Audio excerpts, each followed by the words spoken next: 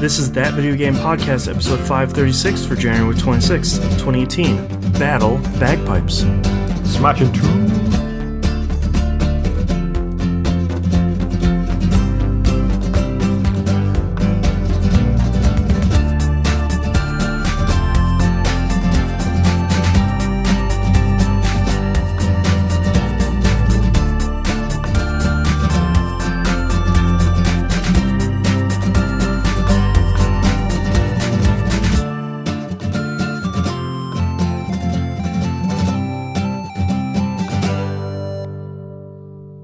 Welcome back to another episode of That Video Game Podcast. I'm your host, Boston. Joining me, as always, is Moonpier. Hello.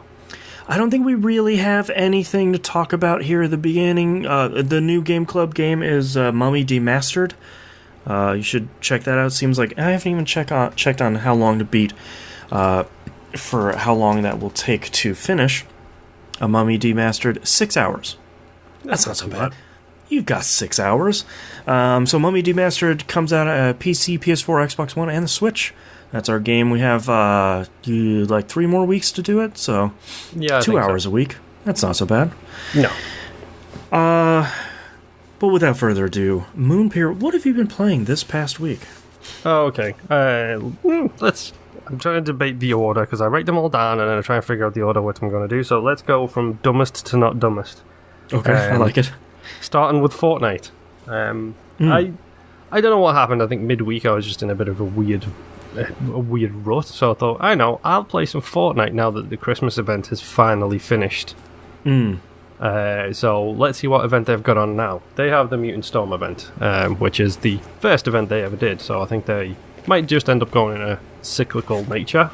Right. They've added so much to that game. And I'm not even just talking about like the Battle Royale mode because if it's not a player unknown Battle Royale, I don't want to play it. Right. So I just jumped in, did some of the standard co-op stuff.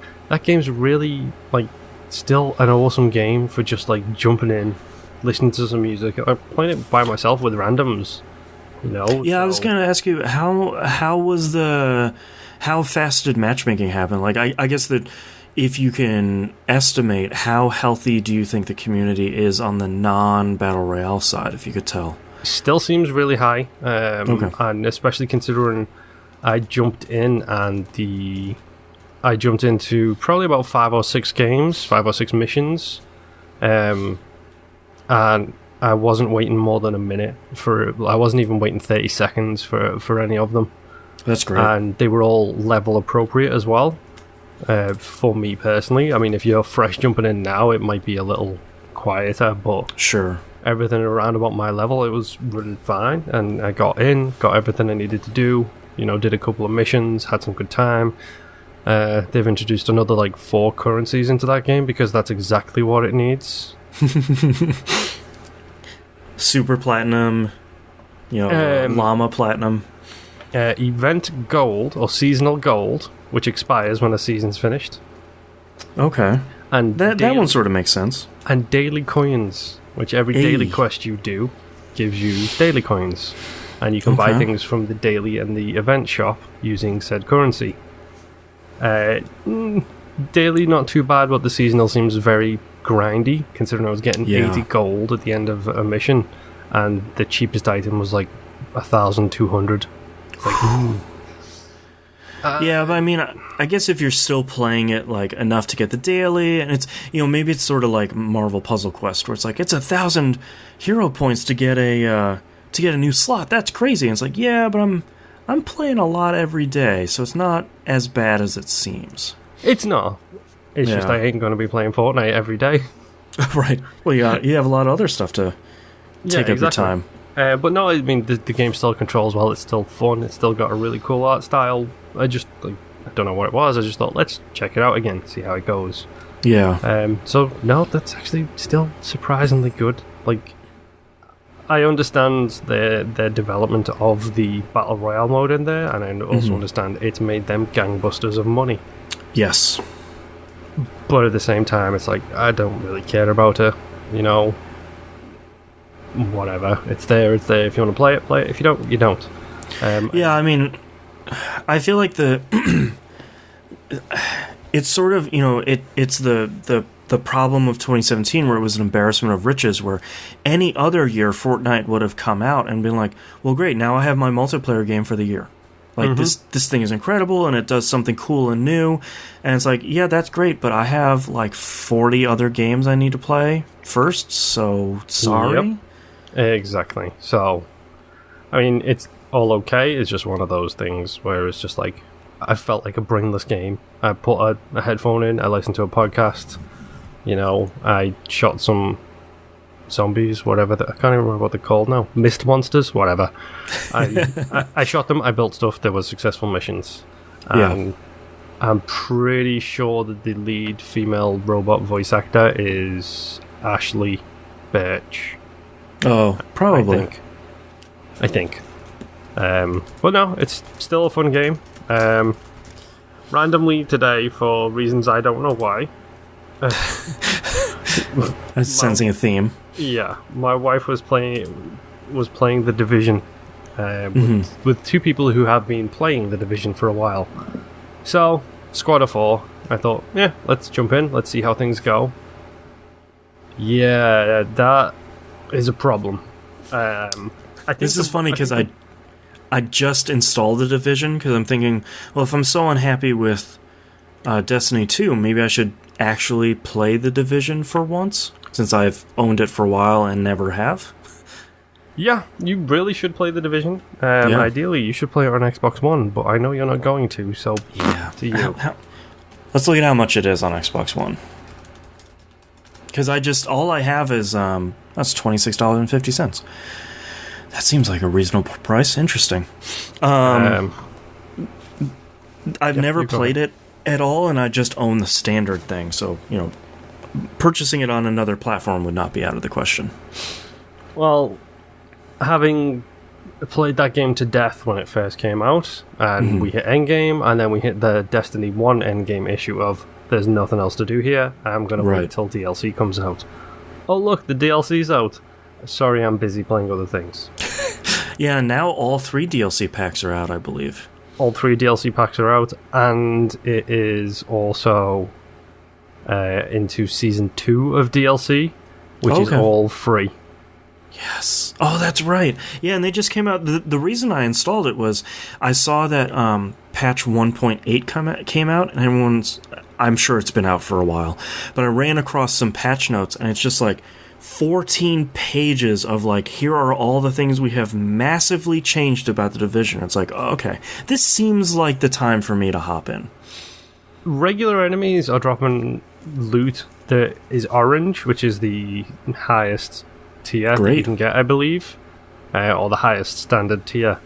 And they're dropping it in just random combat firefights. My gear score went up 40 points in like 30 minutes of playing the game. Jeez. It's like, oh, I don't know what's going on. I don't know what these ambushes are. I don't know what these 15 additional tutorials I've got are. Wow. But it sure seems like they keep working on that game.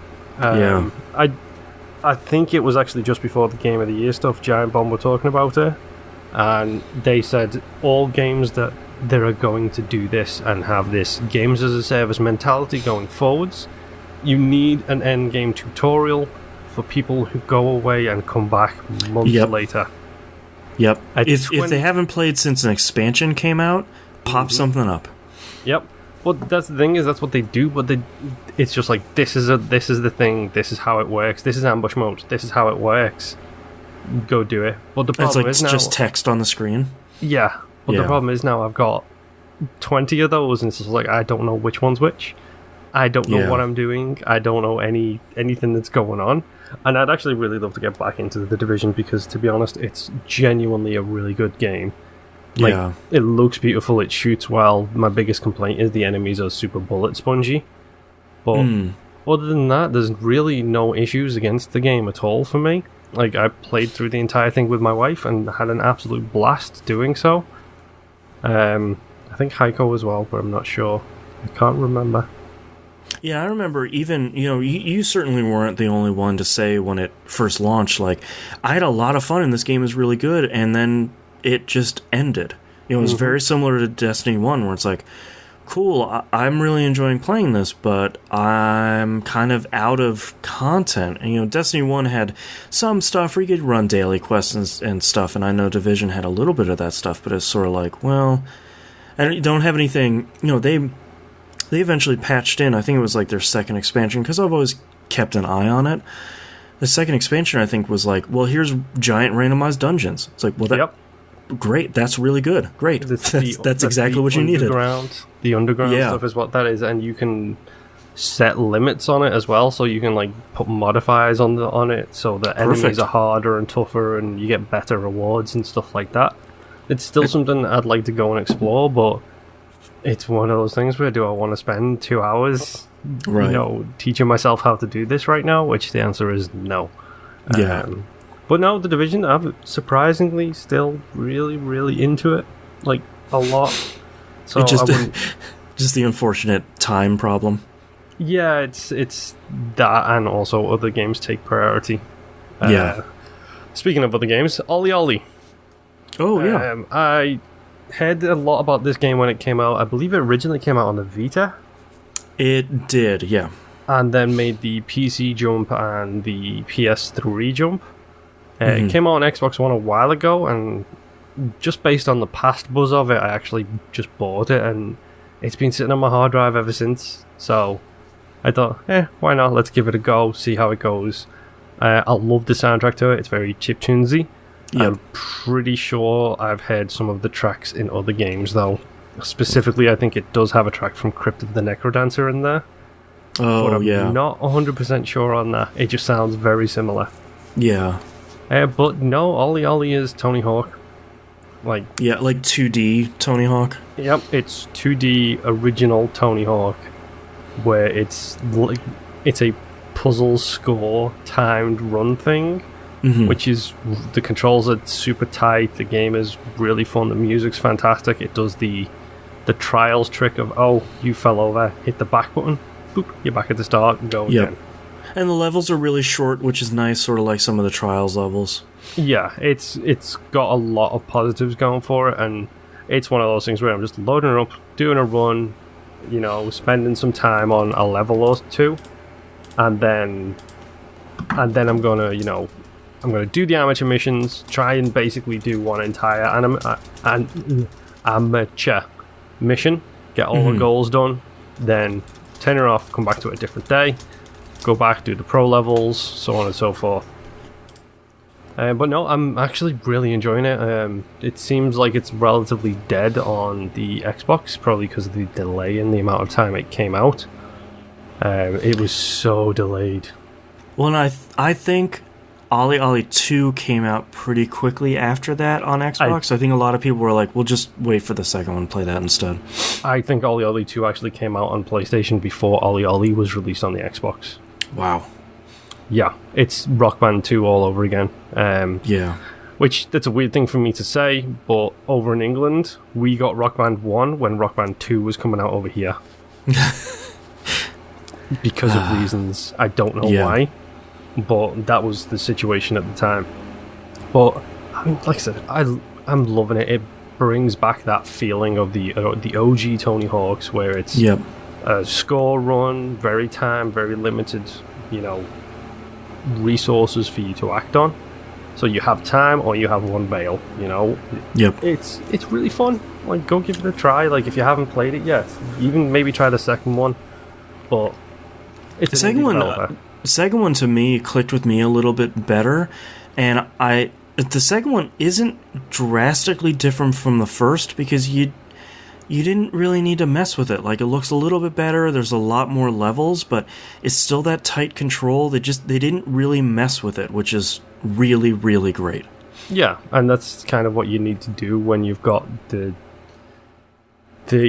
layout of the game so tight like that.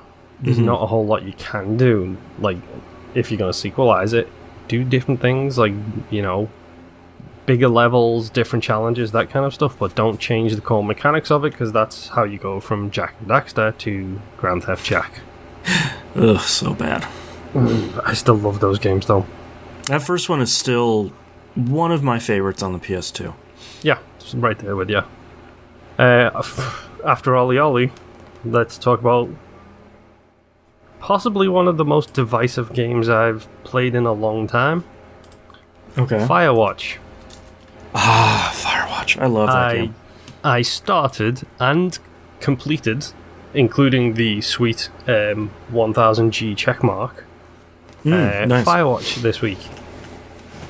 It's short, first and foremost. It's really short. Just a couple hours. That game is fantastic and terrible, all bundled into one. Yeah. Yep.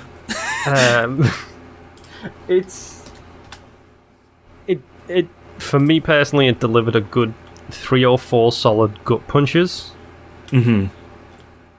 Starting off with the game, when you first load the game up and it gives you your backstory, that in itself is a gut punch.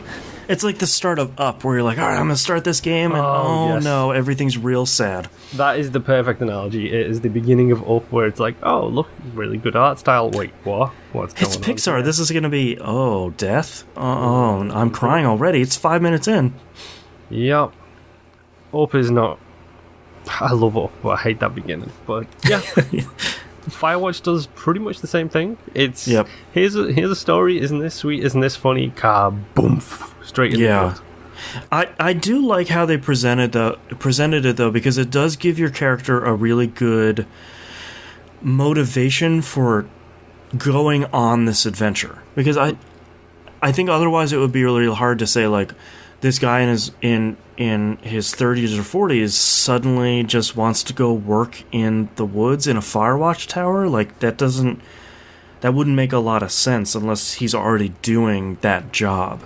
I think that made it it's brutal, but it makes it make a lot more sense, which I thought was really smart from a design standpoint. Yeah, it was. And also I think it kind of sets the theme that basically anybody who's doing this job is damaged in one way, shape, or form.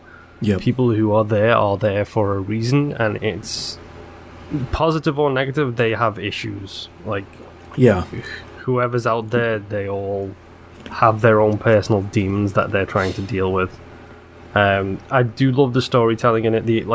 The art style in it is amazing. I can understand why Chevy stole it for one of their commercials. So good. That just makes me laugh every time I think about that. But the characters are what brings you through that. It's the main guy, it's Delilah, it's learning all about the history of Steve and Roger, or whoever the two D-bags were that were there before you. Yep. Like, the whole storytelling aspect of that game is fantastic. The gameplay is super simple, and I'm not gonna lie, it did give me the heebie-jeebies at one point. It sets that atmosphere really, really well, and very similar to what I'm told Gone Home does, where it heads you down the tropes of one genre and then does a quick left turn, and it's like, no, you're not actually in that genre at all, you're in a completely different genre instead. Right. Like, Firewatch does something very similar to that, and in my opinion it delivers a lot on its aimings and expectations of player behavior and human relationships. But the game is made by Delilah for me. Your relationship with her is outstanding. Yeah, like, she is the point of that game that makes it so much worthwhile. Especially based on the ending, but I can't talk about the ending because obviously huge spoilers there. Yeah. So, late on the train here, if you haven't played Firewatch, go play Firewatch. Turns out it's really, really good. I love Firewatch so much. My wife and I played through it when it came out, and I actually still have the Firewatch dynamic theme on my PS4 because it changes. The theme changes depending on what time of day it is. So, like, if you're playing at night, it's one of the Firewatch towers, all, like, the top of it, the windows are all lit up, but everything is dark and there's bats flying around. Like, it's real good. That's actually really cool. That's something Microsoft could learn from, but they need to actually sort out their homepage first. That would be nice, yeah. Yeah, I think Firewatch is really great. To me, it's right up there with something like What Remains of Edith Finch. I think Edith Finch is a much tighter experience. I had some problems with the storytelling of Firewatch that is sort of like in the last third, so I don't want to spoil it just because everyone should go play it. It's on sale for pretty cheap, and it takes you less than 4 hours to sort of motor through. But man, I really like that game, and not enough people have played it because they think it's a walking simulator, but it's just good. It has a good story. Yeah, my wife had an issue with it because I think partially what you might be aiming towards is the fact that in order to discover a certain plot point, you need to pick up stuff and investigate it. Which the game is telling you not to do because you are in an urgent situation. Oh, sure. So there's little bits and pieces there that she missed, and then I found, and I was curious as to what she was so concerned, what my wife was thinking when she was saying X, Y, and Z makes no sense to her. And I was like, no, right. A leads to X, B leads to Y, and C leads to Z. I found all these and connected them. Did you not do that? And she's like, no. Stuff was happening that made me want to not be there. Yeah, so, game was pushing you. Exactly. Yeah. So there is a little bit of that going on, but that's such a good experience. Like, it just genuinely just a really fun experience. And also, I stole that boombox and I listened to it all the way back to my tower. Awesome. I took the entire thing with me.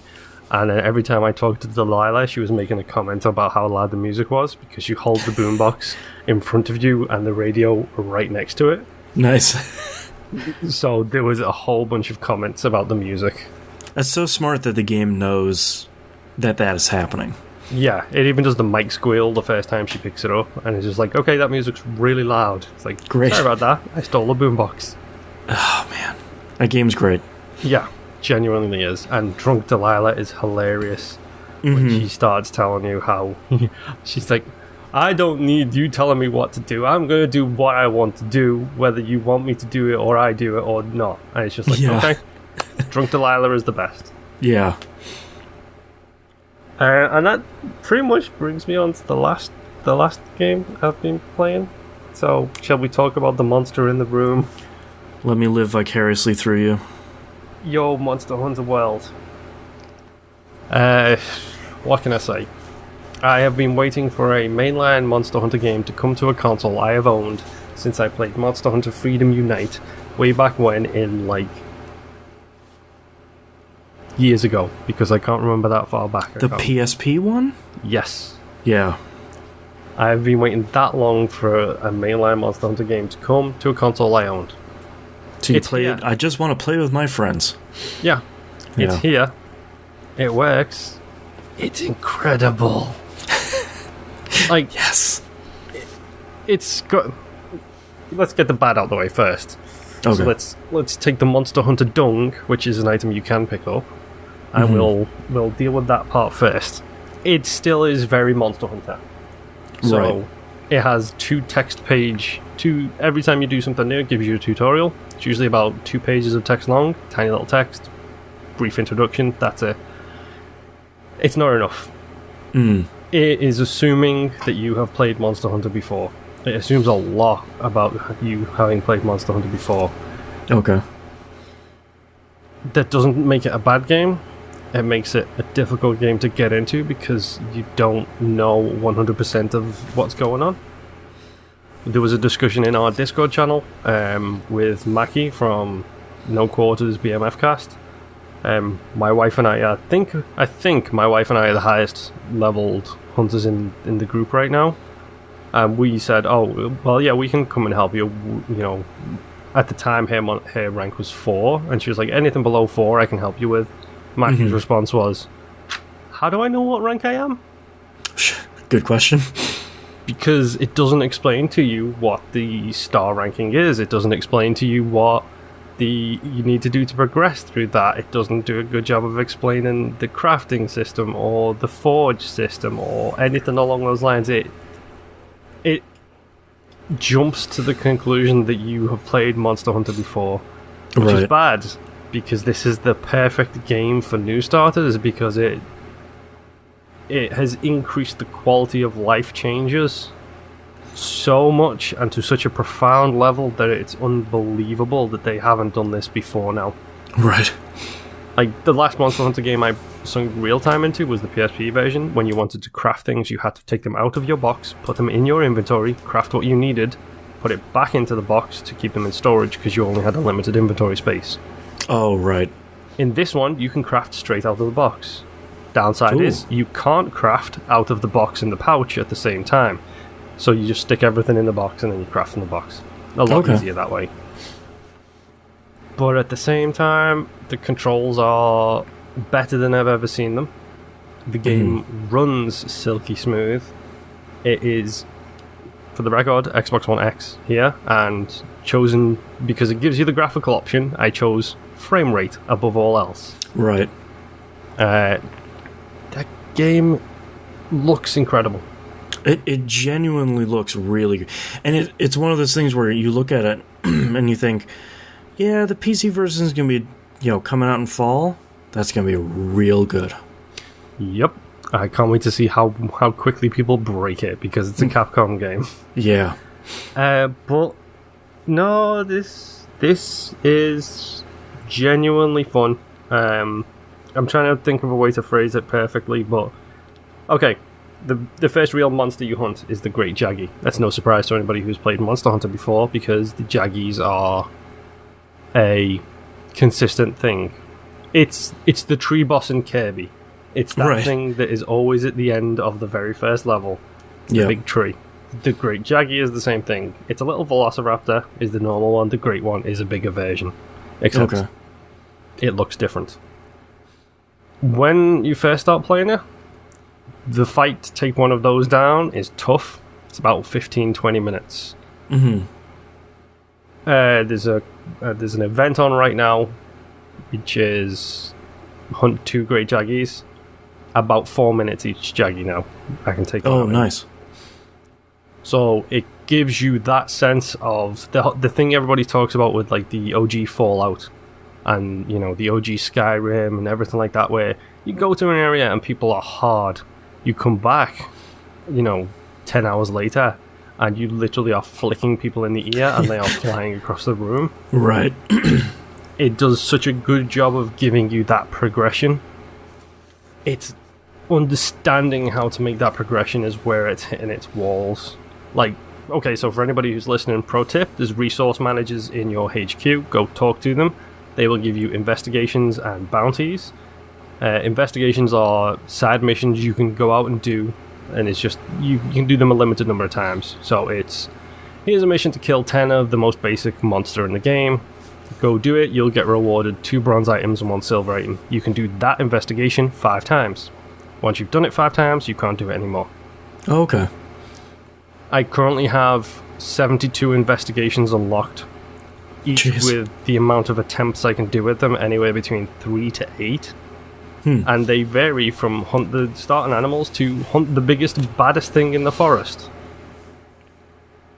However, they also give you the bounties, which is stuff you can do while you're doing those investigations or the side quests or anything like that. So you can do the bounties, get bonus XP, bonus rewards, bonus research materials, and specifically armor spheres, which is how you upgrade your armor. Makes you tougher, makes it easier, makes the monsters do less damage to you, so on and so forth.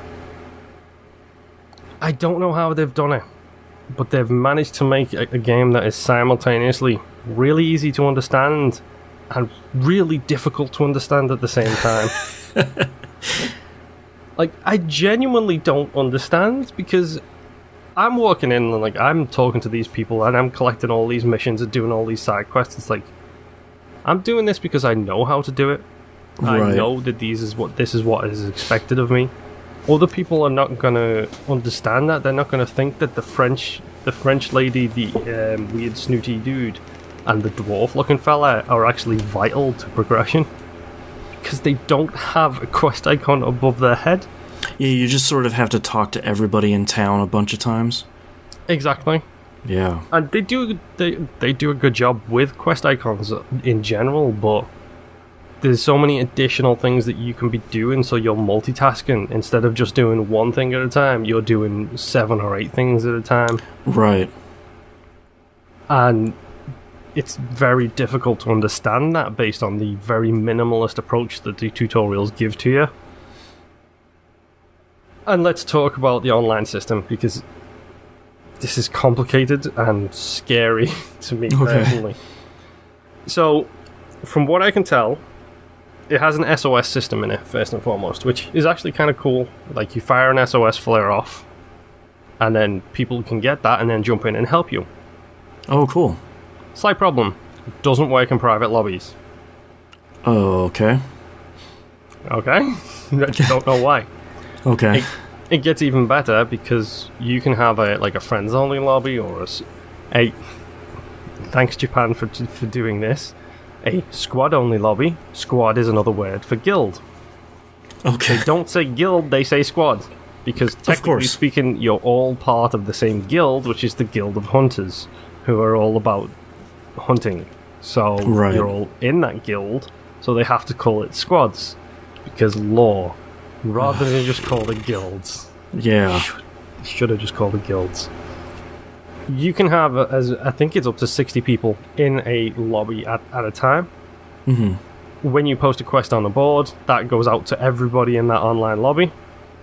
So everybody in that lobby gets a little notification on the side of the screen that says, this person's just posted a quest. And then it's first come, first serve. 4 people can jump into the quest at will. Okay. It's really cool because, like, I use the same example I did today. I was playing with Mackie, Ian, Balkirk, and Nimp yesterday. Mm-hmm. I was helping Mackie with one of his hunts. Me and him wrapped up. Mackie went to bed. And then Ian, Ball, and Nimp were all struggling with a very, very tough enemy. So as soon as I wrapped up the quest I was doing with Mackie, I jumped into their quest and ran in and started helping them with their monster. Mm-hmm.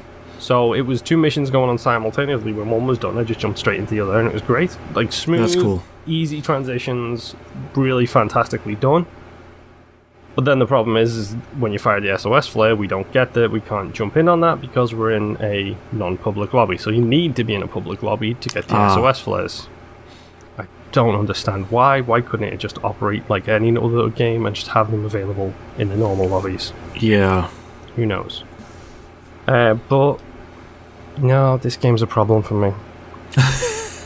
Have you played any single player, or are you mostly playing with other people? I've played a fair mix of both. Okay. My question for single player is, can you pause it when you're in single player? No. Yeah, I didn't think so. I really want to play it, but like that's the big breaker for me. Yeah, it's the problem as well with it. Like, it's part of the problem with the online being built into it with the SOS system now. That's part of the issues. It could, I mean, to be honest, you might be able to play it single player and pause it. I just haven't gone into a game yet where I'm not connected to the internet or connected to to that lobby system. Right. I haven't. Well, I mean, it sounds so fundamental to the experience. I don't know why you would. Well, you wouldn't.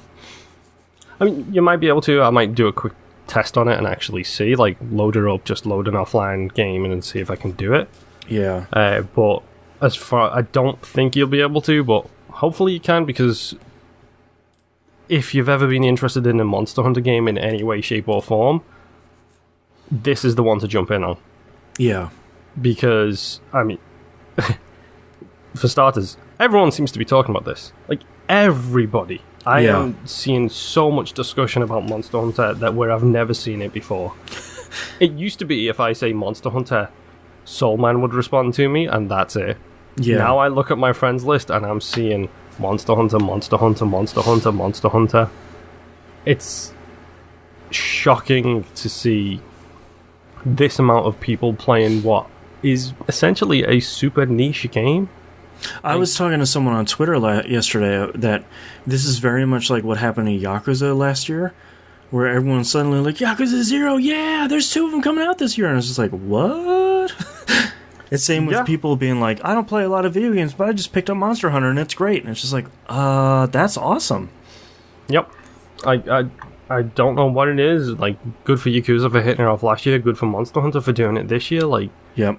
maybe Capcom have come to the realization that it's not a bad thing to release these super specific Japanese games in other areas because, it's a global economy. Yeah. Well, and it's as long as you can make the games at least a little bit accessible, people will figure them out and people will have fun. Yeah. You just have to make it so it's not like the frustrating thing about the previous Monster Hunter games is you would get into them and you would immediately see the appeal, but there were so many layers of menus, which I know some people are complaining about with Monster Hunter World, but from what I've seen is really not that bad.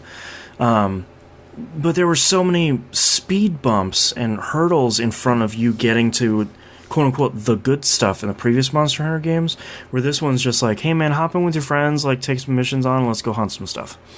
Yeah, and it does. I'll be honest, the game feels a lot less punishing than previous Monster Hunter games have. Right, like out of the gate. Right out of the gate, like, it feels like the monsters have been, like, the damage numbers have been toned back a little bit. Mm-hmm. Because, I mean, even I used to solo Monster Hunter on the PSP, and, like, that was a 5 deaths for every successful kill. Right. Whereas now, like, it felt a lot easier going in for the first hunt on this one, and even going up against new enemies that I haven't seen before, I'm not as scared as I would have been in the past, because it's one of those things where it's like I feel like it has been toned down a little bit to be less stupidly punishing. Yeah. And that's a good thing. Like, in my opinion, that is a fantastic thing, and the more widespread appeal of this is how easy it is just to be able to jump from, like, one person's game into another person's game.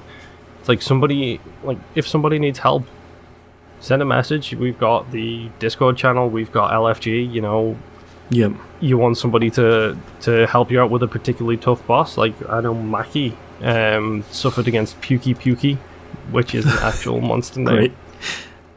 And Pukey, even in old Monster Hunter games, was a very, very difficult opponent. Like, it was one of the most difficult starting opponents, and the same is held true this time. And he got through it by changing his weapon, finding a different weapon that suits his style better. He likes the faster combat. That's fine.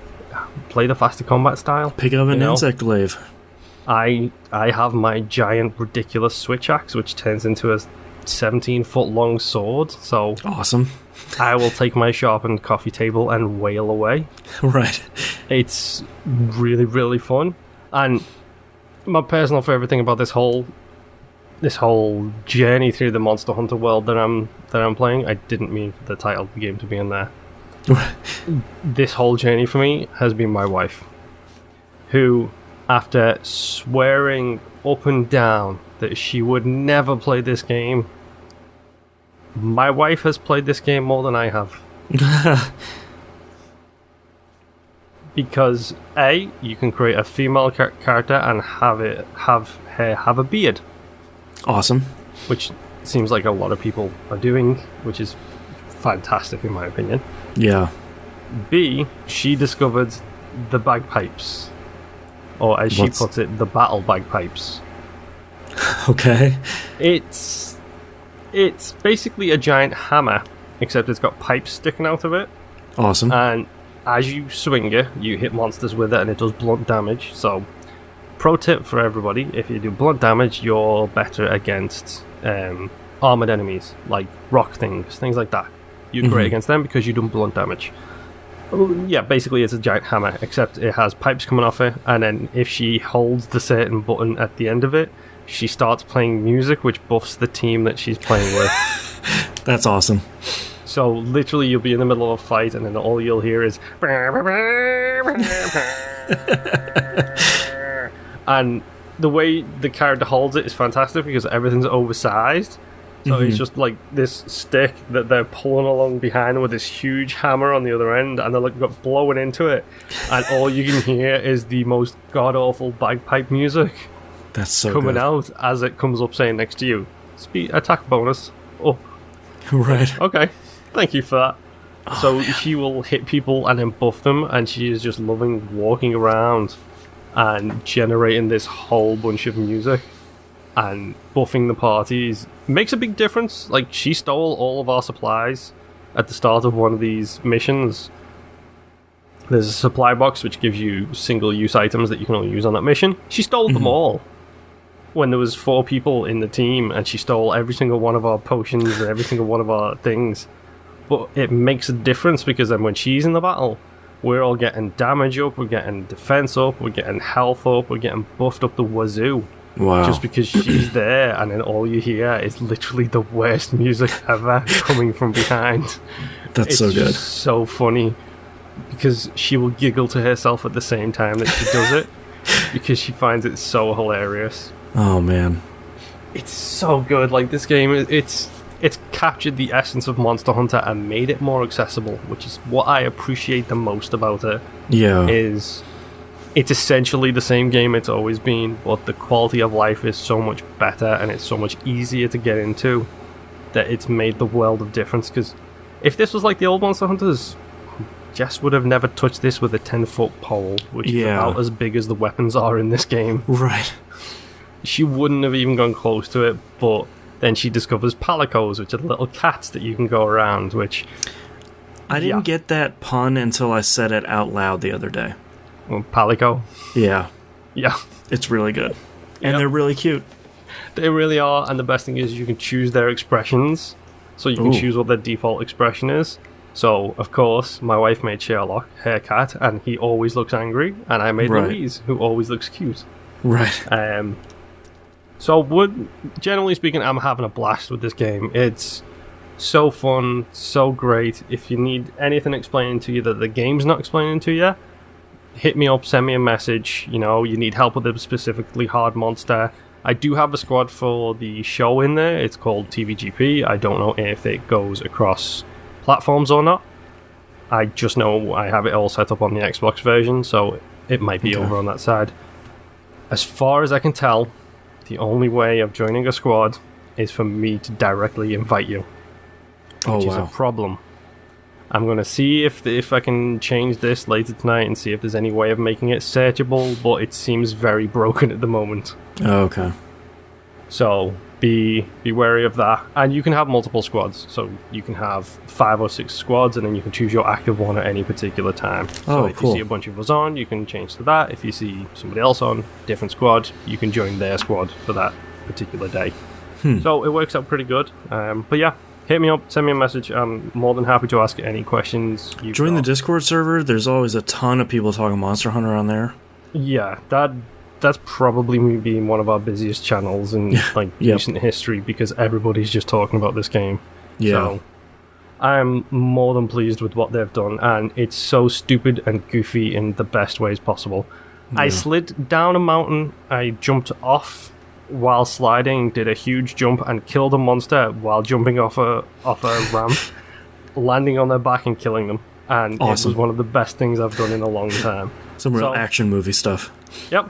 I game clipped it, so yeah. Awesome. Of course I did, because I immediately put my controller down and was like, yes, I am a legend. This is the coolest. It really is. But anyway, yes, that's all I've been playing. Enough Monster Hunter talk for now. I'm sure that will till next week for a year. Yeah. If you follow me on Twitter, you probably noticed I played a bunch of Forza Horizon 3 lately, and I'm finally done with all of the roads. Yeah. 488. All done. It was, of course, it was a road that had already been marked off on the map. Yep. I missed basically a pixel. So I had seen a XP board over there. I was like, oh, I'll just go over there and get it. And then the achievement popped up. So I have it, which means I can now worry about the tournaments, which is much more fun. I started one last night, and it was like a supercar tournament, like the highest, the X level cars. Yep. And I didn't notice until I started the first race that it was 4 races totaling 62 miles. Mm-hmm. So the first race took me a really long time in a car that was doing 200 miles an hour. that was a hell of a trip. So to exact revenge on Forza Horizon 3, I also got all of the roads in the Hot Wheels DLC. Yeah. So I still need to finish the snow one. Yeah, I've sort of been, now that I'm like back into Forza Horizon 3 for seemingly no reason, I'm sort of looking at the snow one out of the corner of my eye. It's like, oh, yeah, I could play the snow one too. I could drift. It's so pretty. Yeah, you can. You don't have a choice. You will drift. I know. It sounds so good. And part of the reason why I'm playing Forza Horizon 3 is, we talked about this on pre-show, that I'm just, my daughter has turned into a demon because her molars are coming in. Yep. And at the end of the day, I'm really tired, and I'm not in the mood to read, and I'm not in the mood to do some of this other stuff. I can sort of turn my brain off and like watch something on TV and race for, a half an hour. And great part about Forza Horizon is I've unlocked the fast travel anywhere. So I can just fast travel to the next race, spend another 2 minutes racing, and then just complete a tournament in like 20 minutes. And it's great. It's such a good feature. Like, even when you don't have the free fast travel, you can still fast travel pretty much anywhere. Like, you can fast travel to the start of races. And it's like, okay, that's great.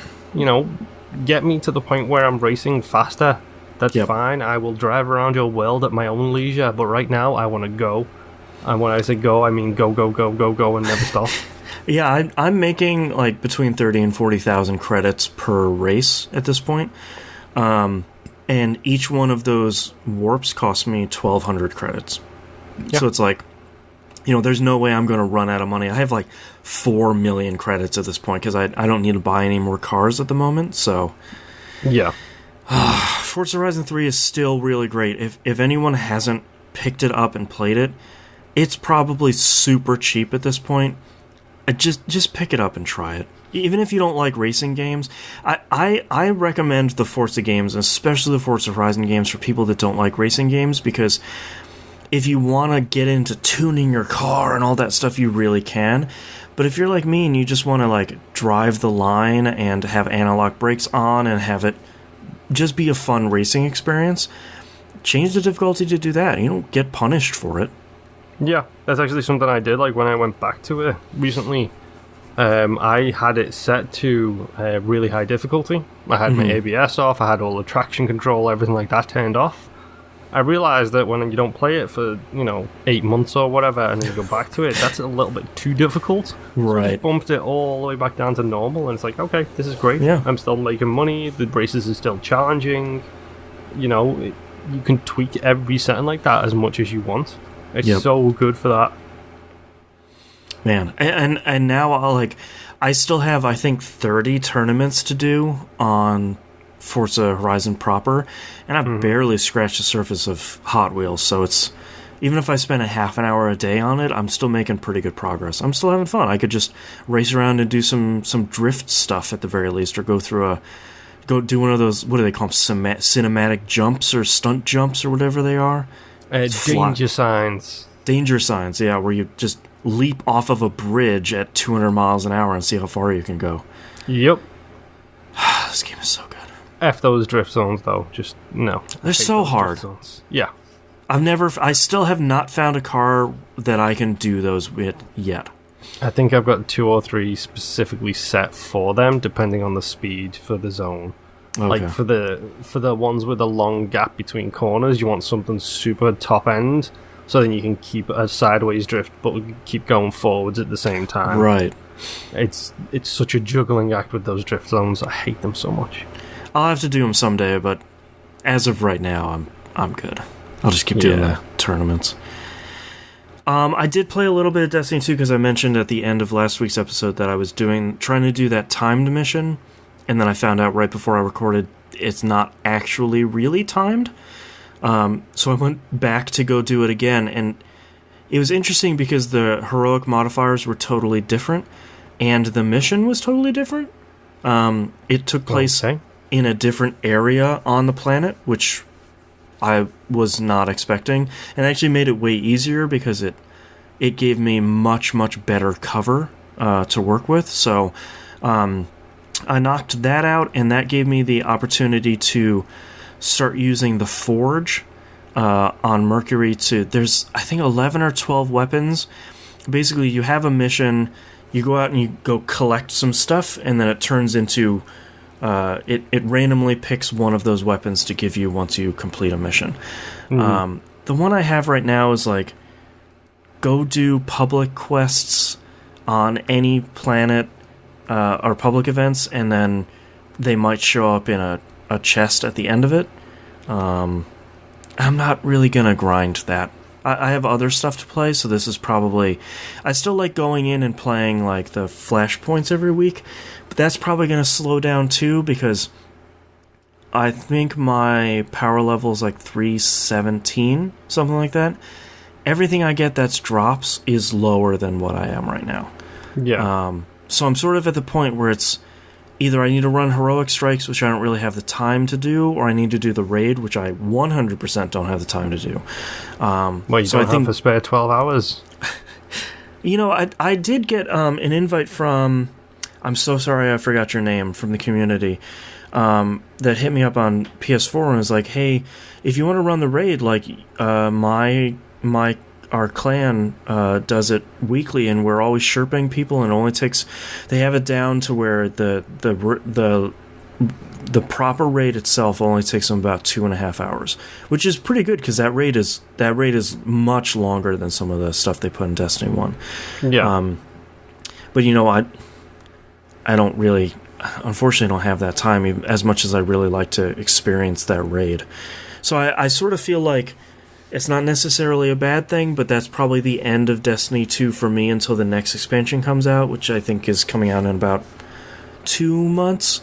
I'll probably pop in and out once they start. I think they're coming out with another big patch this week where they're putting Masterwork armor in. Where it's sort of... They did it with weapons where it's in between legendary and exotic. There's a stopgap area. Okay. Where, for the weapons, it was kind of cool where all of them, if you did multiple kills very rapidly, that drops orbs of light for you and your party, which is very powerful. And it seems like the armor is mostly going to give you an extra slot to do something with. They're making changes. They're some cases very slowly, in some cases very quickly, making some pretty fundamental changes. But like I said, I'm not going to be able to pick up a lot of stuff that's going to make me progress, since I'm sort of at that top end of the power scale here. So I got plenty of other stuff to play. So it's nothing too crazy to say. That's why I bought Destiny 2 digitally, is so that I can just not worry about it for 2 months, and then the expansion downloads, and I was, oh yeah, Destiny 2, and I'll just play that alongside something else. So yeah, the best thing about going digital to me was just like, oh, I feel like playing this, boop, loading it. Oh, I feel like playing this, boop, loading it. Yep. It can be bad though, because you just end up picking 7 games and loading them all and being like, no, different one. Load a different one. No, different one. Yeah, and it also, like, at some point, you know, the consoles are going to go. That's why I bought a copy of This Is the Police on disc for PS4. It was like $7. Yep. So I'm thinking, like, man, that's a game that I don't even know if it got any patches. It didn't seem like it really needed to. So if I really wanted to play This Is the Police, I know there's a PC version, but at least I have like a disc where it's like, yeah, I'll pop this in and play for a little bit. Yeah. You know, pluses and minuses. But I started Mummy Demastered. I think my map says I'm like 20% of the way through. I'm on the second boss, which is infinitely harder than the first boss. This game is hard. Thankfully, it doesn't feel unfair, but it is a Metroidvania that... Dimebag315 in chat says, where do you get your disc games at, Boston? I usually wait for sales on Amazon. I'm actually thinking about buying one of those Best Buy Gamers Club Unlimited cards, because you get like 20% off, something like that, on games. That's a lot of money, especially if you're going to buy some stuff, you know, even a month after it comes out, it's $40. You're getting 10 to 20% off. That's still pretty good. Oh yeah, definitely. Like, I've heard a lot of people talking some really good stuff about that. Yeah. It's just, I can't buy physical anymore, so... Yeah. Oh well. Mummy Demastered is really cool. It is a Metroidvania through and through. It is challenging. It's not like, last year on Game Club we played Symphony of the Night. It's much, much harder than that. It never really feels unfair. If you're trying to get too loose with the, moving forward too quickly, or you're not watching enemy patterns or stuff like that, the game's going to sort of punish you a little bit. Yeah. The bosses are all pattern based, but the thing I think is the coolest is this is based on the most recent Mummy movie, which I have not seen. First off, the music is great. Way Forward obviously does great pixel art, so it looks great, it plays great. It's very, very tight controls. One of the coolest things is what happens when you die is you play as basically an agent of whatever company they work for. Random Goob number 3. Yeah, well, exactly, actually, because what happens when you die is it goes back to the previous save room. Another agent rappels in from the top of the screen and says, all right, that last agent got taken over by the bad guy. You got to go kill it to reclaim all of your items and weapons, but be careful, they're using the same stuff you were just using. So it becomes a Shadow Link fight. Sort of, and they're a little bit dumb, so it's not that hard, but Okay. it's kind of cool because it's not like, it's not like you bust in a room and they're holding like 8 guns. It's like, it's nothing like that, but it's just kind of a cool thing instead of like, you came back to life and you have all your guns again. It's just kind of a neat little touch where you are literally replaceable, and it's going to use the mythology of the mummy to sort of work against you a little bit. But that's my favorite thing about stuff like that, though, is even if it's not 100% necessary, just a nice little touch like that can make all the difference. It's like, oh, I love that little touch. Yeah, it's like the good movie or game endings. It's like if you have an amazing game ending, a game can go from good to great. If you had a terrible one, it can go from great to good. Little touches like that can make games go from good to great, great to good. Yep. Yeah, it's a little bit of character to it, instead of like, it sort of made sense in Symphony of the Night that Alucard would pop out of a coffin in the save room when you died, and it's like, yeah, I think he's a vampire, so sure, yeah, I could buy that. But, having a faceless goon repelling and being like, all right, you gotta go hunt down the last dude. You're number 10, he was number 9, like, you know what you gotta do. Yeah. That's pretty cool. So I'm excited to dive more into that. We talked about it at the beginning of the show that it's probably take you about 6 hours to get through. Probably. I think I'm at about an hour and a half, and I'm about 20%. So it's not... That's not too bad. And so far, a lot of the abilities you get are pretty cool. One of the first ones you get is being able to cling to the ceiling and sort of move like hand over hand across the ceiling. Instead of having a double jump, you just, grab handholds in the ceiling. So that some pretty, like we were talking about with Axiom Verge last year. Yeah, I was just about to say that exact same thing. It's take the tropes and then change them, and it makes it great. Yeah, I'm going to get double jump next. No, I can phase through walls. Okay, not what I'm expecting, and super cool. Yep. So far, Mummy Demastered seems really cool. It is as surprisingly good, I think, as people talked about last year. So, 2 thumbs up so far. And last but not least, Danganronpa 3. Sorry. Oh, yeah. Danganronpa V3, Killing Harmony. I am now... Last week I was in the class trial for the first chapter. I'm now about halfway through the 3rd chapter. I'm at the point where I know someone is going to get murdered. I'm going to stumble upon their body. There is almost nothing I can talk about in this game because something happens at the crux of the first trial that turns literally the entire game on its head, and it changes everything that you have seen in the game from that point. Everything is different. Okay. So Redacted does a Redacted, and then Redacted happens. It's so crazy and so interesting and nearly impossible that, like, I'm going through that case and being like, this is... I don't know how they pulled it off, but not only is it crazy and it changes everything, but it actually made sense. So that first trial so far was really great. Second trial was also really, really great. And I'm not anywhere. I haven't found the dead body from the third one yet, so I'm not sure how that one's going to turn out. But it's.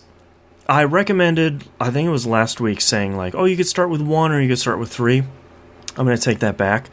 If you're going to start with the first one, because the improvements they've made on the third one would make it really hard for you to go back to the first 2.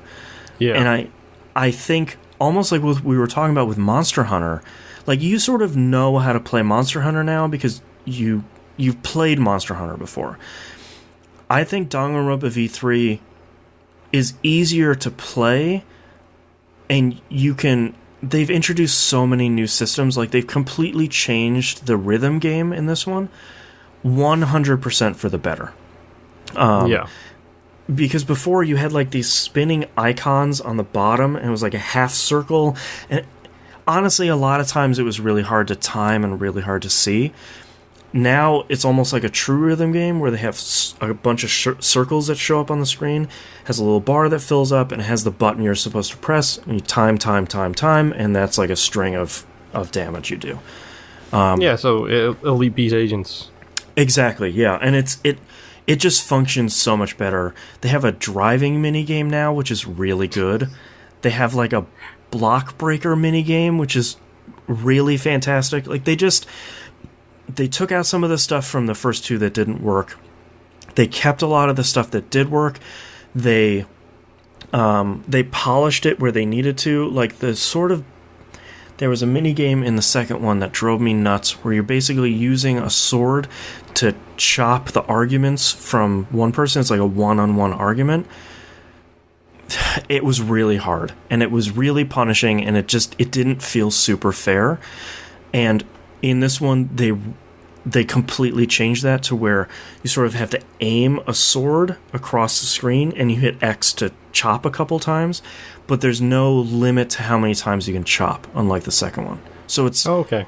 It immediately feels more forgiving and more. It feels less like a giant roadblock in the middle of the trial, where before it was like, oh god, now I have to do this. And it's like, all right, cool, I get to slice. So I think I would recommend the first 2 games are really good. I think you can tell that Spike Chunsoft took a lot of money and took a lot of time, invested that into Danganronpa V3. The engine is better. The sound design is better. There's so much more stuff going on in the game. There's a lot more characters.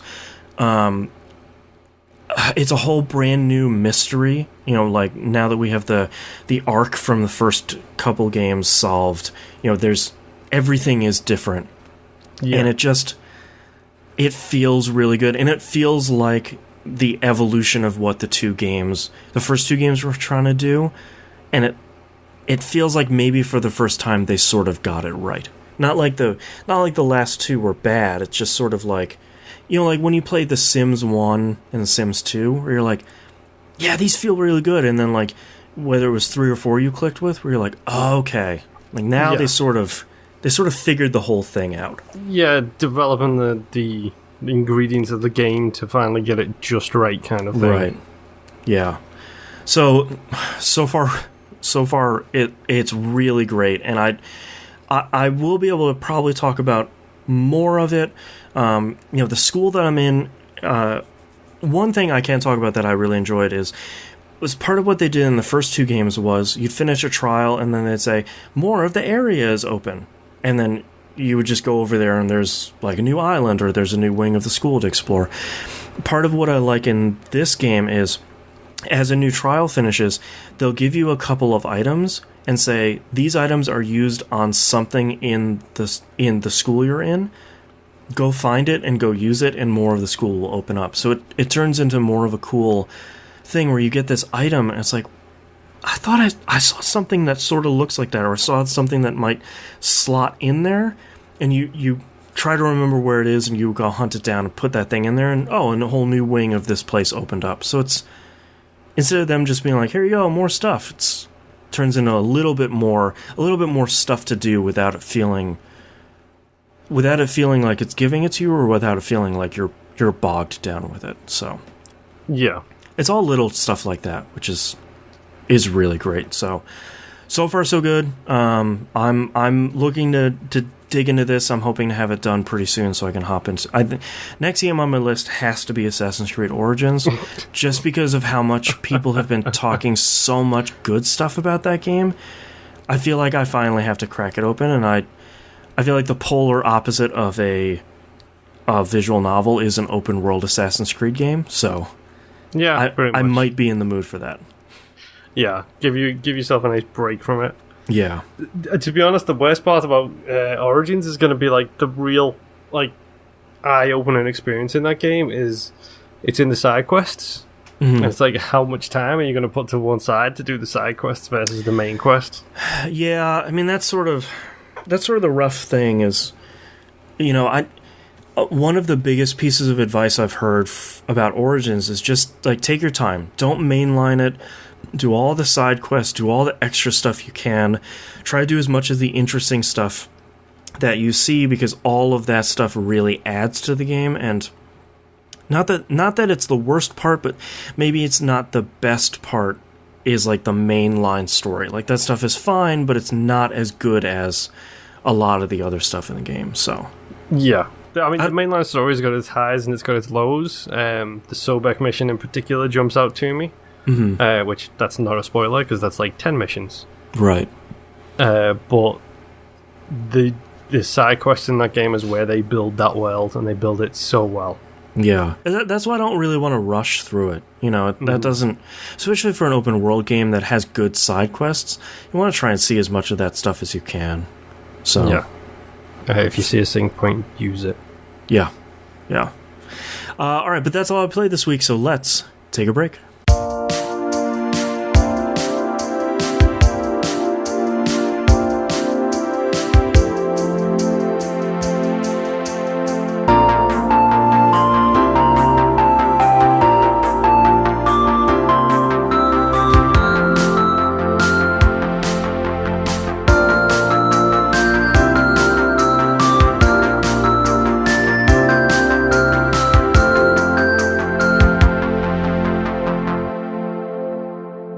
Let's talk releases for the week of January 29th, 2018. Dissidia Final Fantasy NT comes out for PS4. I'm really disappointed in this because I liked the first two games on PSP, the first two Dissidia games, because they had, especially the first one, had a really cool story mode. It was almost like the old X-Men What If comics, where it's like, what if the Onion Knight fought, Sephiroth, and it's like, that would be pretty cool, and then you get to do that. And it was kind of neat to see all the Final Fantasy heroes and villains fight off. This one, as far as I've seen, and I have not, in any of the coverage I've seen, I haven't seen that it has a single player. It's mostly just 3-on-3, mainly focused on the online stuff. Oh, great. Which is fine. I mean, it looks like it's really well done. It has a lot of characters. It's going to have a lot of DLC characters coming out. But for me, it's the multiplayer and the 3-on-3 isn't where it's at for me. It's that cool what if storyline. So, yeah, I've always been a fan of the alternate universe stuff. Like, yeah, I love whatever it is, comics, books, movies. A good alternative history timeline is always amazing to me. Yeah. Like, whatever that TV show is that I can't remember the name of now, that's basically the Wolfenstein TV show. Man in the High Castle? That's the one. Yeah. That's a Philip K. Dick book, right? I think so, yes. Yeah. Yeah, so I'm a little bummed, but, I mean, I know this started out as an arcade game, so I don't know how much time they wanted to invest in putting into a single-player thing in this one, so... And last but not least, EA Sports UFC 3 coming out for PS4 and Xbox One. I own the second one and I still haven't even booted it up once, so I guess I'll be ignoring this one. And probably the second one as well. Probably. I mean, that's the hard part about UFC is like either you care about it a lot or you don't care about it at all. The only thing I care about is punching someone in the face, seeing the knocked out animation as they go down in weird ways. Yeah. And possibly seeing a gum shield flying out. Yeah. Like when you see someone and all of a sudden they're just like, yeah, and then just and pull the funny faces and fall over. Yeah. It's not funny when it's a real person. I actually can't watch UFC because of that reason. But seeing it in a video game is fine. Yeah. Especially with ragdoll physics, which is like, oh, that guy, I knocked him out, now he's standing straight up on his head. This is awesome. Yep. Speaking of awesome, let's move on to our news stories. Microsoft has a huge announcement for Game Pass. Two big features. One is all first-party exclusives, sort of from now going forward, are going to be included day one with your Game Pass. And guess who is getting Xbox Game Pass? Because I need more games to play. Yeah, I got into some discussions with people online saying, like, I saw a lot of people saying, like, well, this doesn't really matter. It's like, that might not necessarily matter now, but wait until E3 this year comes out. And it's like, all right, all these cool Xbox One exclusives, they're also included in your Game Pass, and you can just download them day one, and you're just paying $10 a month. Yep. That, to me, is a pretty big game changer, and I think for someone like me that has an okay amount of time and virtually zero money, $10 a month for Game Pass is really good. If they're saying Sea of Thieves, Crackdown 3, and State of Decay 2. Yeah, State of Decay 2 are like the big three they're leading off with. If I can play Crackdown 3 for $10, even if I spend 2 months on it, $20 is pretty great. Yep. Well, that's actually the discussion I had with my wife, where, like, when they announced it, I got a text message off her while I was in work, and we talked about it. I was like, okay, Sea of Thieves, $60. Crackdown 3, $60. Two games we were going to be getting this year, regardless. Yep. That's $120. That's Game Pass for a year. Yeah, and one of the big things I was pushing back on people with is especially Sea of Thieves, because for a lot of people, I'm assuming it's going to have an open beta. At some point, Rare and Microsoft will really want to do that. Mm-hmm. But if you can tell your friends, like, all right, the four of us are going to spend $10 and we're going to try this thing. We're going to try it for a couple of weekends, see if we like it. You can't object to $10. Somebody can easily object to, like, all right, all four of us are going to spend $60 a piece. Let's get online. It's a much easier to sell to say, hey, here, pop up the $10 and you get all of these other games too, and then you get these cool new ones. And then, like I was saying, should be a really big thing that they're going to sell at E3, where it's like, all these games we just talked about, they're exclusives. Day one, Game Pass, $10 a month. I not to jump sections a little bit, but it's actually a question that we were asked. Mm-hmm. I think this means Microsoft have got to hit it hard with announcements at E3. Yep. Like, they have to come out and they have to bomb out with a whole bunch of exclusives. They have to say, give me 10 games that are early next year, the year after, whatever it is. 10 games, here you go, get in now, kind of thing. Yep. Like, they have to do it. Yeah, I agree. Well, I mean, for me and my wife, this is a no-brainer, because we buy everything digitally anyway, so part of the whole library sharing that we do. So this is a no-brainer to us. I'm going to sign up for it. Like, she takes Netflix. I take the WWE Network. Right. So I have cancelled my WWE Network now because the Royal Rumble is tonight. So that's the last thing I want to watch this year. Right. Until maybe WrestleMania, but that's $12 a month I don't have to spend, and I can spend on Game Pass. Yeah. The other half of this thing too is they're extending Game Pass to PC as well. Nice. So that's, I mean, for your $10 a month, you're getting a platform like Forza Horizon 3 on PC. Looks really great. I'm assuming they're going to announce more of this stuff for PC, and I think that's just a really great deal. I think. Yeah, and I think they also They also, I think anything that's in the Game Pass library, because my wife is a notorious researcher when it comes to stuff like this. You get 30 days notice before they leave the Game Pass library, and you get 20% discount on the game should you wish to buy it if you're a member of the Game Pass. That's right. Yeah. So, what's this game I've put 100 hours into and want to put 100 more in is leaving in 30 days. 20% discount. That's not too bad at all. Yeah.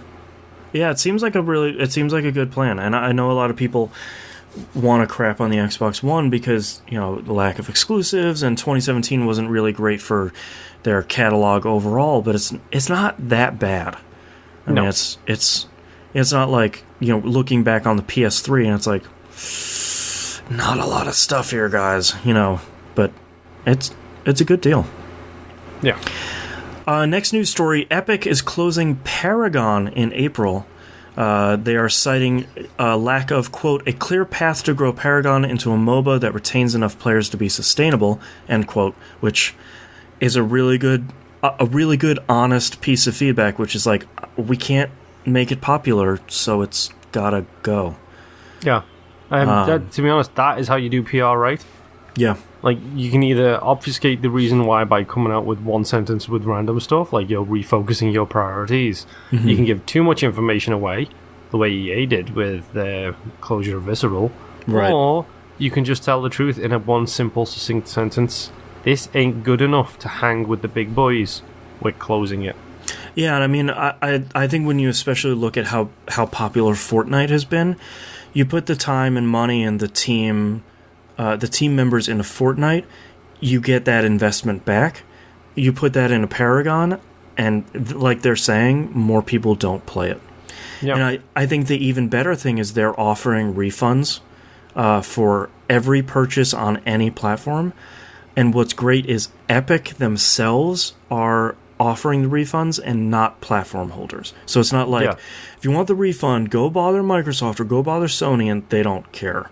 They don't want to do refunds. But I think they handled this really well. They came out and they're being honest about why they're shutting down April 26th. So there's 3 months to sort of squeeze however much left you want out of that, and then you get your money back for stuff you bought. In a world full of incredibly crappy corporations, this corporation just nailed it on the head how you close one of these down. Yep. And then, like, if you want to go play something else fun that they made, go play Fortnite. The Battle Royale stuff is free, so you don't even have to invest for some of that stuff. Mm-hmm. Speaking of not needing to investment, the Microsoft Games with Gold have been announced for February.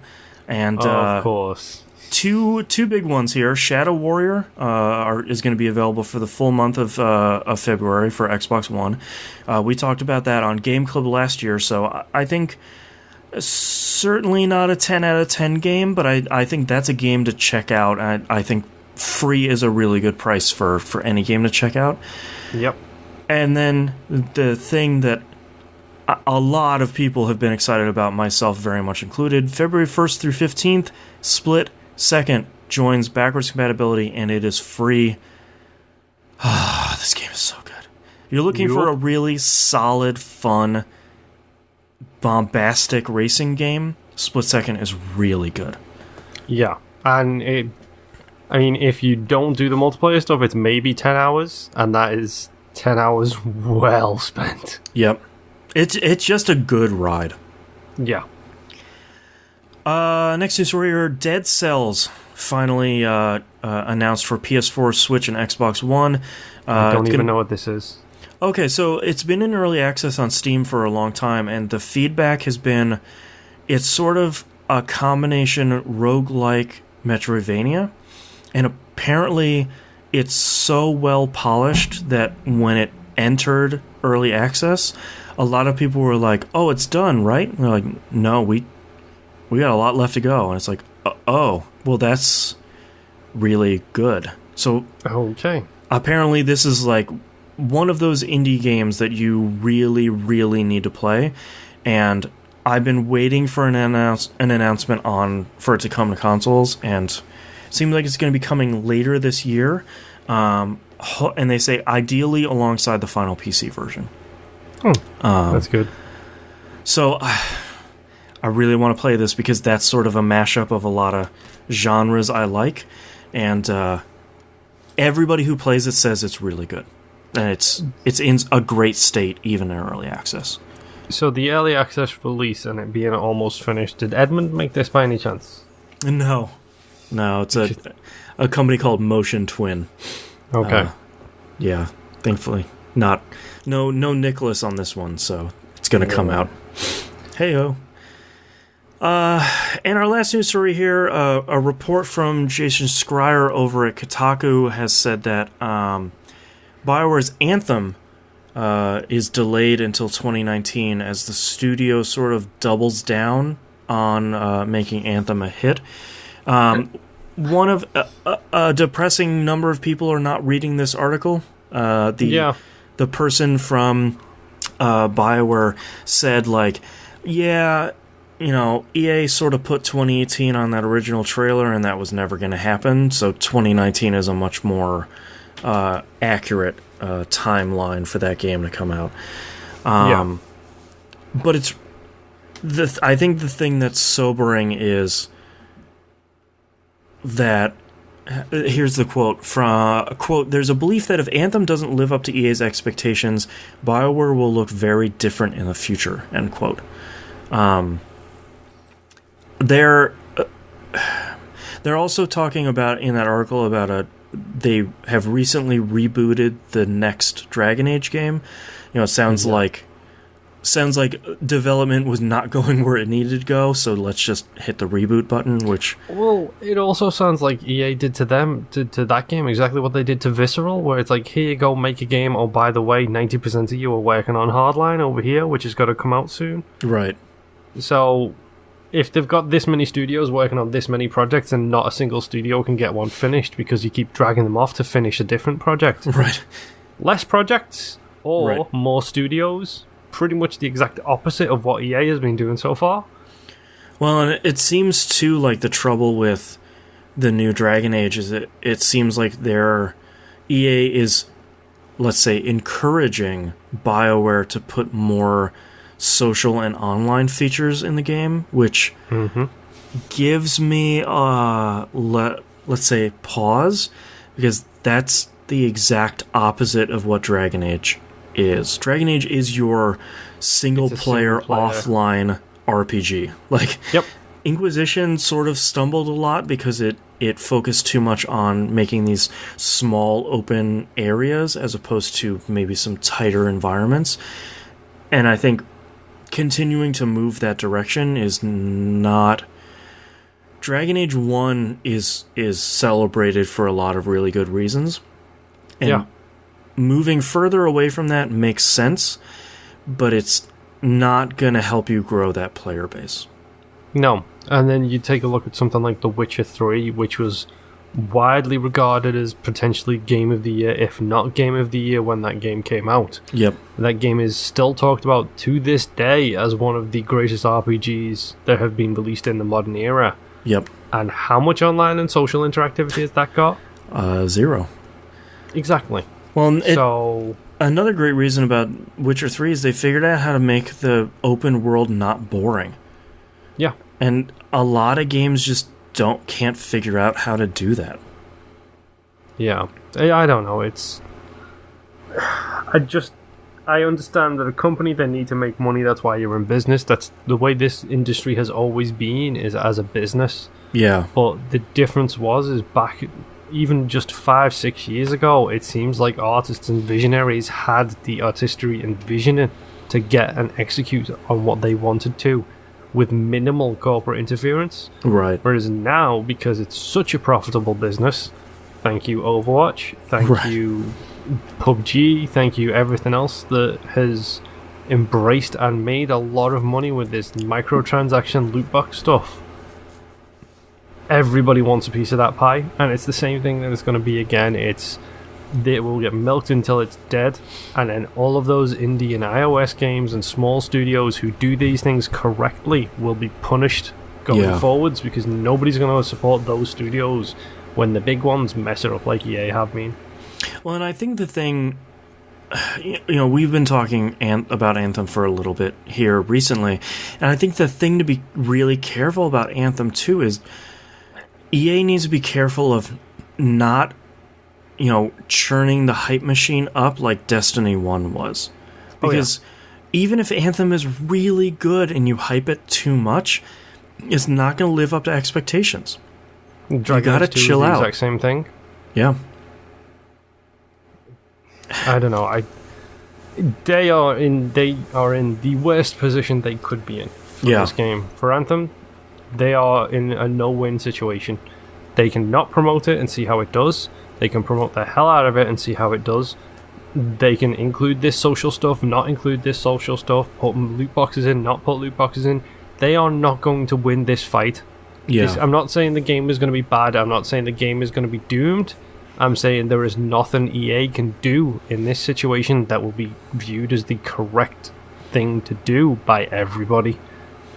They've put themselves there, which is the funny thing about it. It's their fault. I think the only thing that they can do that is largely seen as the correct thing to do is do what Ubisoft has been doing with The Division and Rainbow Six Siege. Siege a little bit, maybe less because of some of the confusing news stories from this week, but like, just stick with your game.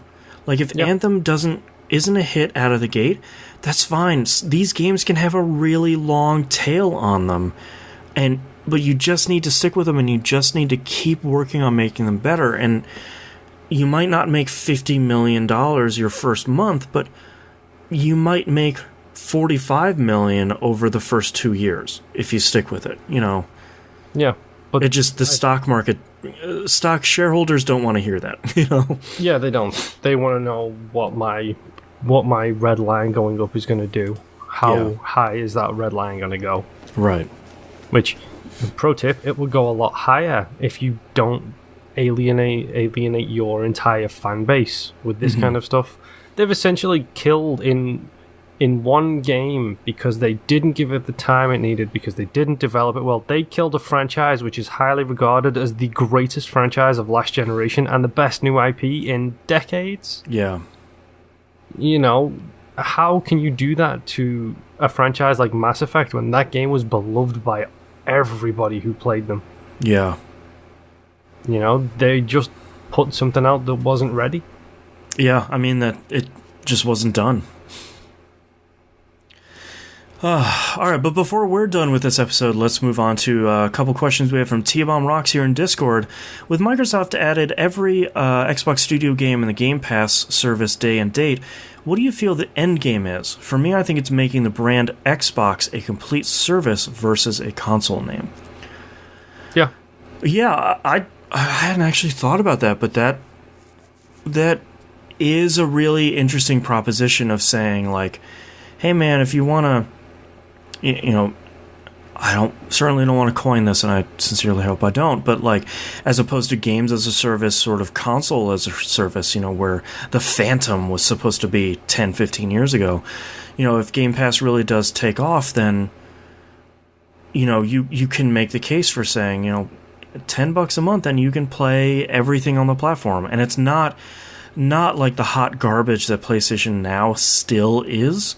It's not, well, we're going to stream it and all this. You just download the game, put it in your hard drive.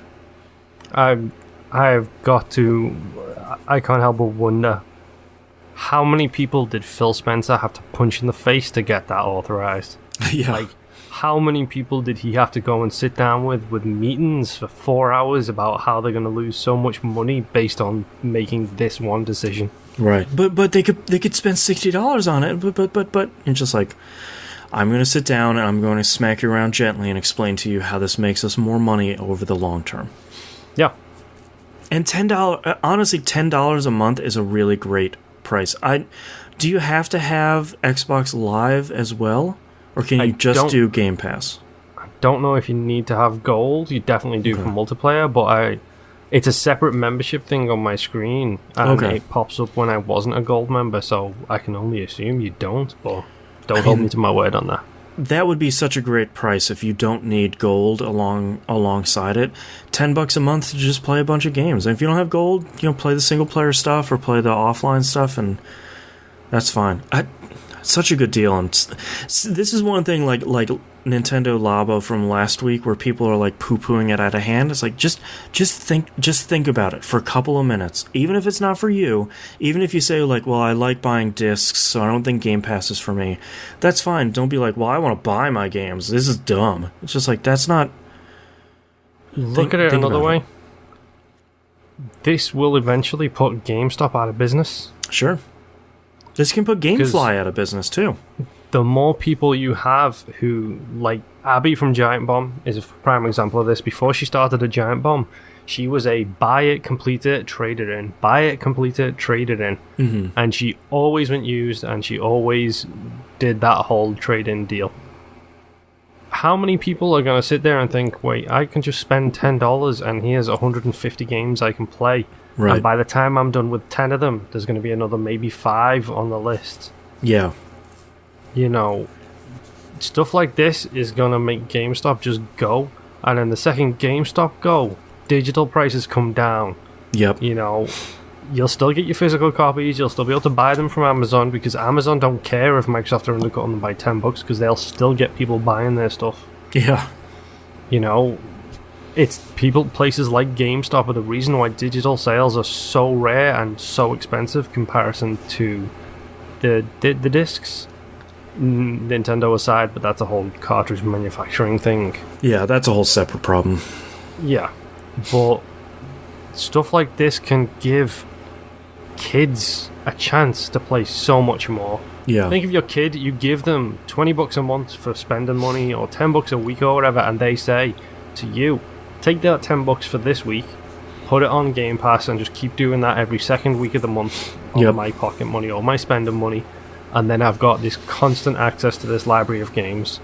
That's a game changer for kids, for students, for people who are broke. Like, well, potentially a whole household too if you do game sharing right.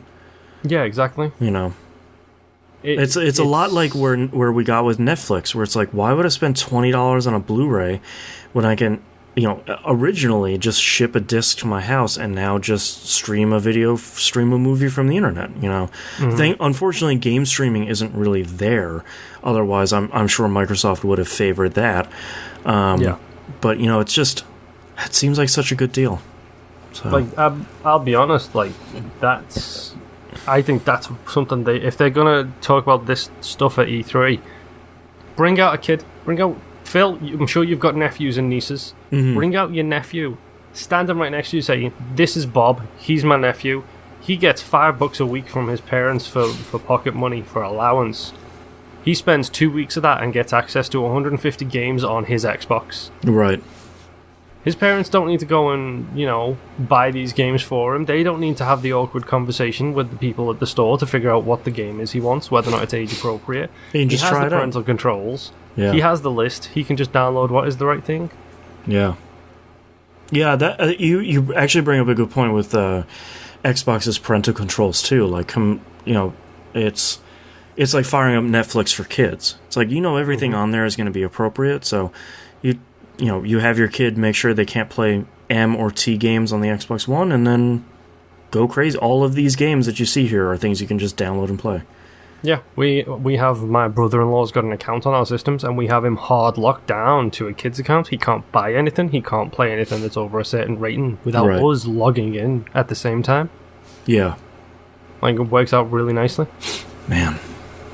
And his other question here is, now that we're starting to see each of the big three's plans for the coming year, what do you expect to see from each company at E3? I think we just mostly talked about Microsoft over this whole episode, which is, hey, here's a bunch of games. Yeah. If I'm honest, based on the way Sony's been acting, I'm expecting Sony hubris to raise its head again. Yeah, I sort of expect Sony to have kind of a quiet E3 because 2017 was so packed full of stuff. They'll probably push God of War because it's going to come out in April. So they'll probably push either some DLC or they'll say, like, hey, don't forget God of War is still really great, go play that. But I expect them to not ship a ton of stuff in 2018. And I'm really hoping they don't let their hubris push. They'll show stuff like Days Gone and some of the other, like, sort of second-tier stuff. Not that they're going to be bad, but, like, it's not their mainline stuff. They'll probably push a lot of that stuff. Yeah. I mean, that's what I'm expecting. They'll push the same things they always push. They will, unfortunately, continue to ignore the indies, despite such a strong showing from them at the start of the generation. But Microsoft will probably show some indie stuff because of how well Cuphead did for them. Yeah. And I've heard a fair few times now that there's some scuttlebutt that Microsoft are doing some really high-end deals with indies. Interesting. So, see what rolls out of that hornet's nest of rumors. Yeah, I feel like this is going to be Sony's down year. They're going to push VR probably too much. Like, for one last push, they're probably going to focus on it too much, and it's just going to be the down part of the conference. Yeah. I think they're going to show a new headset as well, haven't they? Yeah, I don't know what's different with it, though. I don't know either. It fixes stuff which I think should have been fixed in 1.0. But, yeah. Oh well. Yeah, I think they're going to just sort of, like they did last year, they're going to come out, they're going to show a whole bunch of games, and they're going to leave.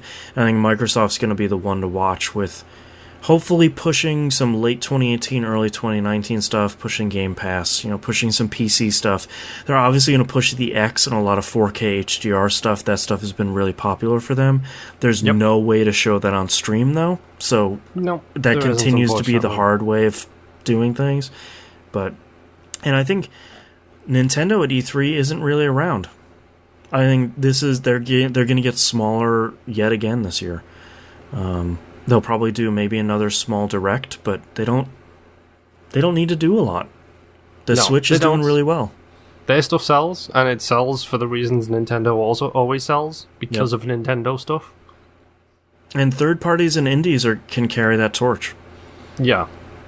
Well, hopefully if they haven't swamped their own marketplace by then. Yeah, man, they're getting close to doing that. Yep.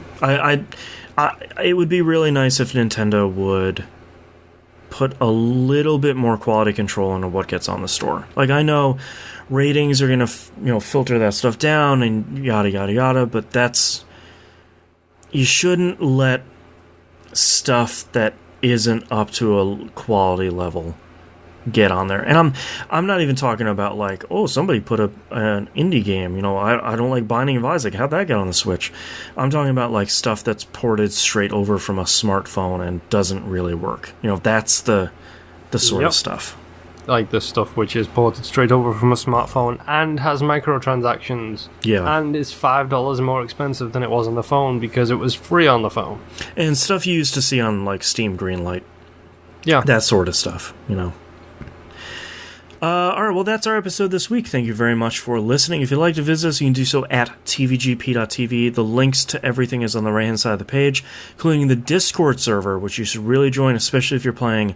The Marvel Puzzle Quest channel is always hopping. The Monster Hunter one is always hopping. We got a couple dedicated peeps in the Brave Exvius one.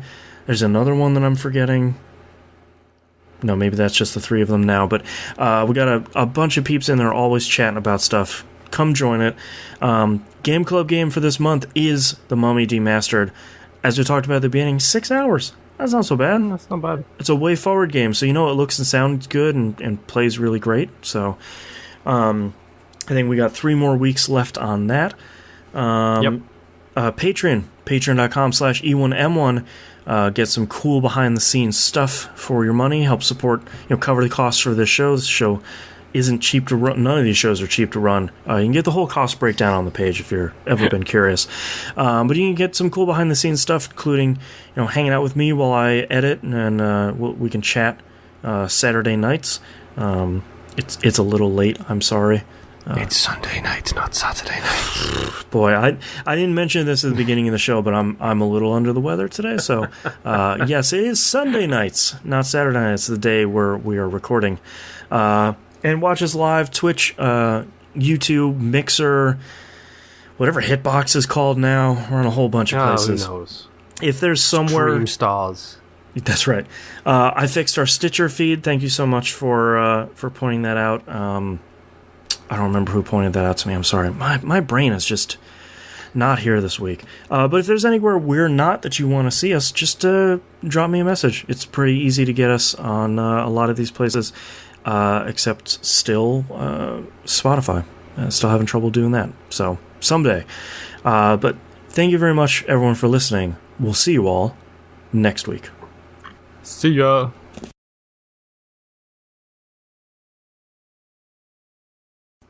Just realized we just hit the 2-hour mark. Yep. Yikes. I noticed that too. Also, I'm so glad I finally have Steam installed. Yeah. Oh, yeah. Now I just need to actually start installing games to it. Yeah. Alright, what titles do you have? One from the chat, The Onion Knight, because The Onion Knight is a cool phrase. That's his name from Final Fantasy 3. He's the Onion Knight. I don't know, I haven't played 3. 3 is really, really good all the way up until the final dungeon, and then is impossible. It is so hard. It's so weird. Well, anyway. Okay. Don't play 3. Okay, anyway, other titles. For reasons I don't know why, The Monster in the Room, Battle Bagpipes, Drive the Line, and Random Goob number 3. Battle Bagpipes is good. I'm gonna write that down. I have From Dumbest to Not Dumbest, which I think is a really great term. One I said that I don't know if you caught was Llama Platinum. I did not catch that. The one of the Fortnite coins. The Monster in the Room, Journey Through the Monster Hunter World, and Battle Bagpipes. Also, Dimebag in chat points out Stream Stars. Stream Stars. That's a good one. I kind of like Battle Bagpipes. Me too, because they're so dumb. Like, I'm not kidding, they are so dumb, but so great at the same time. It's a good reason why I love Monster Hunter, is because like it's this challenging game where you and your friends are taking down, you know, giant fire-breathing monsters, but at the same time your Palico doesn't like water, so it has a raft. It has a yellow inflatable life dinghy, and its oar is its little guitar it's carrying around. Like, yep. Come on, man, that's so cute. I'm not gonna lie as well, the armor for the Palico is like, because yeah, I just saw that. Every time you kill a monster, like, you unlock new classifications of armor, and you can go through and preview them, and Jess's Sherlock has got a crown, like a rock crown on from one monster we killed, and a white fur coat on from a different monster we killed, so it looks like it. Great. And that's a swear word. Yeah. At 2:09:31. 2:09:31. Approximately. Sorry. That's alright. Alright, we'll go with Battle Bagpipes, because I feel like we can't not go with it. Sounds good to me.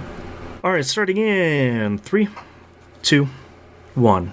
This is That Video Game Podcast, episode 536 for January 26th, 2018.